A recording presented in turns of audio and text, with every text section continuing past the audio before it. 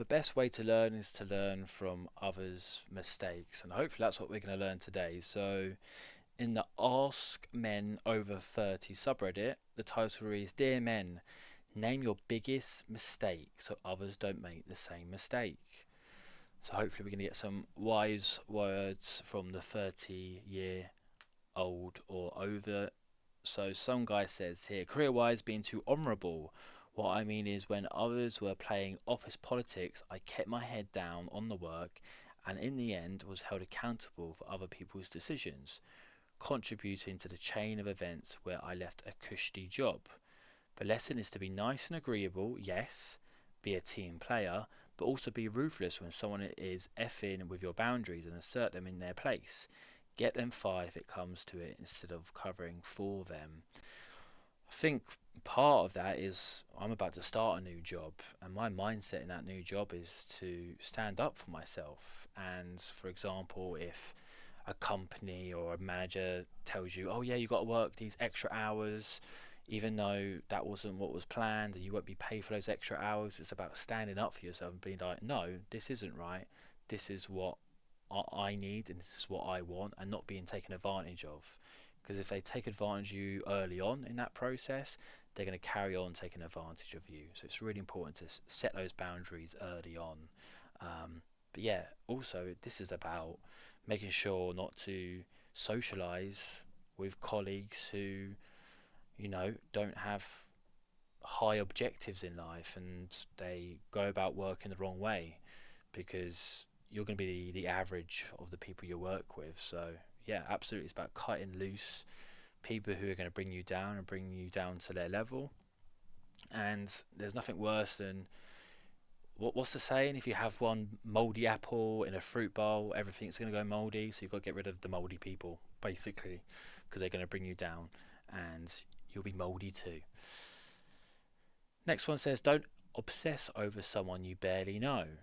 Already, this is just sounding like someone who maybe dated someone online in an Asian country and obsessing over them even before getting to know them and marrying them, and then before you know it, you've lost all your money. I've read those stories. Those stories are crazy. They're not being shy about their own feelings. They have none towards you because they don't know you. Yeah, this just sounds like simple behaviour. It's good to get this out of your system very early on in life and have those realizations instead of being over 30 and then making that mistake. So I think I will never make that mistake again, because I remember, especially in the university days, you see a beautiful girl and you get all excited about her. You might go on a date or two and you think, oh, wedding bells and stuff. And of course, when you get older, you realise that's just stupid. You need to vet a woman over multiple years. Don't go goo goo gaga over a woman. Unicorns don't exist, so she's not a unicorn. She's just a human being like you. She's going to make mistakes and she's not perfect. And if that one doesn't work out, another one will work out. So yeah, don't go crazy for a girl you barely know. Also, don't go crazy for a girl you've been dating for multiple years, because things can go bad, and you know, women are quite good at portraying a certain facade for a very long time, so you've got to be careful. There's a lot of things, they all sit around self-development. You don't know there's something wrong until it's years wasted, unfortunately. You don't want to get stuck in a rut. You don't want to be stuck in the same job for multiple years and then looking around thinking, oh my god, I'm part of the furniture now and I've been stuck in this rut. Dating too soon after a divorce. Okay, I think it's always good to get out there, but you have to be ready after a divorce. You have to have the right mentality. So I don't think that's the best advice. I think you should get out there, absolutely, as long as you're like ready mentally. Maybe if you're not ready mentally or physically, then maybe you should hold off on dating after a divorce. You need time to heal. In everything we do in a rush, sometimes doing nothing for a while is what you need to find your center. Doing nothing is difficult. Yeah, I think, yes, I recently changed job and my mindset was, I've got enough money to tide me over, but it's about not rushing into the next opportunity, making sure the next opportunity was the right choice, because if you take your time and find a good job, then you're likely to stay in that job for longer. But if you're rushing into a new job without actually properly thinking about it and taking your time, then who knows, 2-3 months down the road you might want to change job again, so you're starting further back again. So yeah, take your time. Don't love your job unless you own your job. The job never loves you back. Yeah, we're seeing a lot of redundancies, especially in the UK. I've seen guys who have been in the job for like 40 plus years, they've dedicated their life to it, and within seconds their life's turned upside down because money's not as easy to come by in these big businesses. A lot of big businesses are losing money, and a new director will come in and cut a guy's job, and he would be thinking, wait, I've been dedicated my whole life to this job, and now you just get rid of me like I'm just a number on a spreadsheet. So yeah, don't dedicate your life to a job unless it's your own job. I like that. Yeah, if it's your own business, you're going to put everything into it, and self-employment is the way to go down.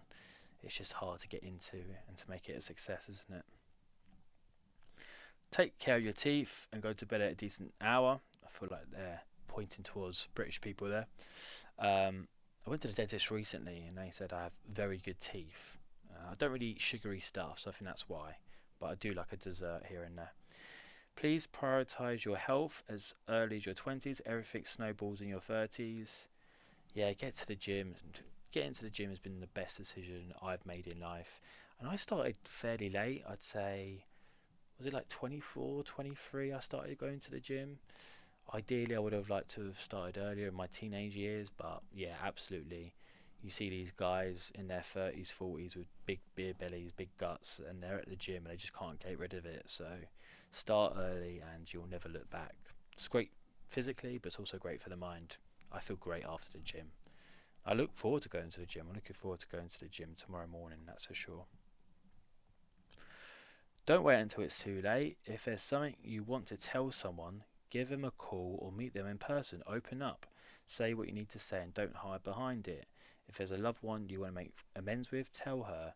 If it's a friend you need to make up with or say something important, do it. Yeah, I agree, especially with family. If, they end up dying and you didn't say the things you wanted to say and didn't tell them that you love them, that's going to stick with you forever.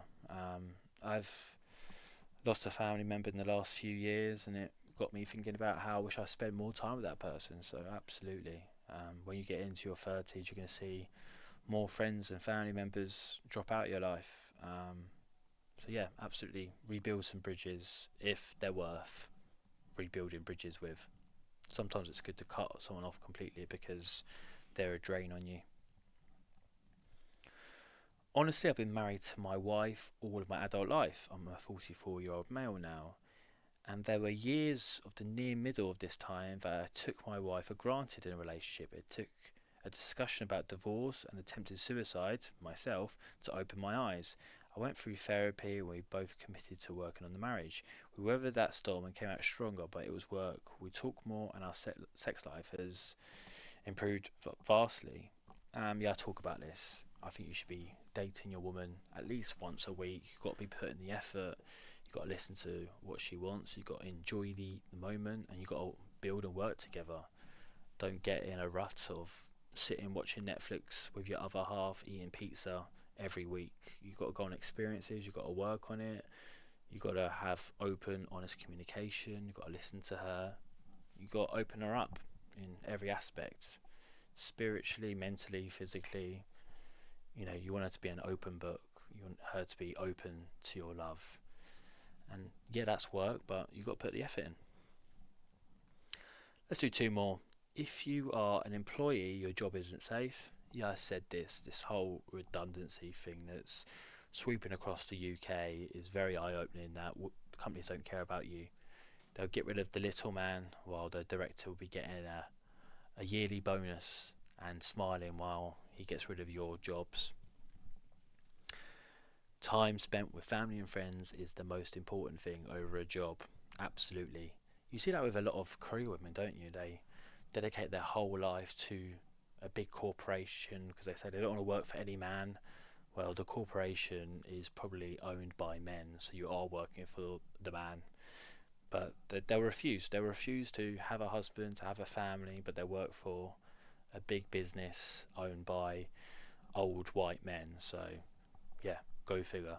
And then they regret it because they're like, I'm working for this company, I'm not feeling fulfilled, and now it's too late because my eggs are dried up and I can't have kids. It's sad. I don't like to see it, but yeah, I think men and women need to focus more on their family than work. But men need to earn an income because that's where their value is viewed in society and with women. So it's difficult to get that good balance. Final one, don't be afraid of making mistakes. Learn how to communicate and put yourself out there every day. Yeah, it's kind of like a lick of paint, isn't it? You know, every experience is another coat of paint on a wall, and it adds to your character development and makes you stronger as a person. No failure is pointless. I think failure is the best way to develop.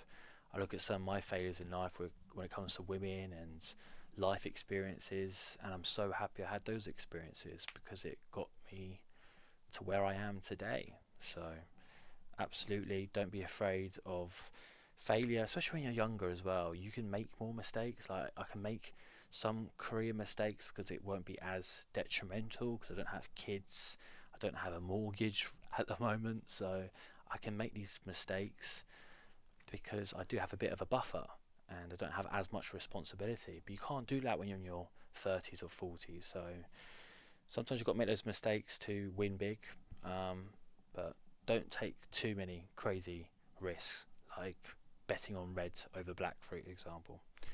Anyway, that's all, guys. Cheers. See ya.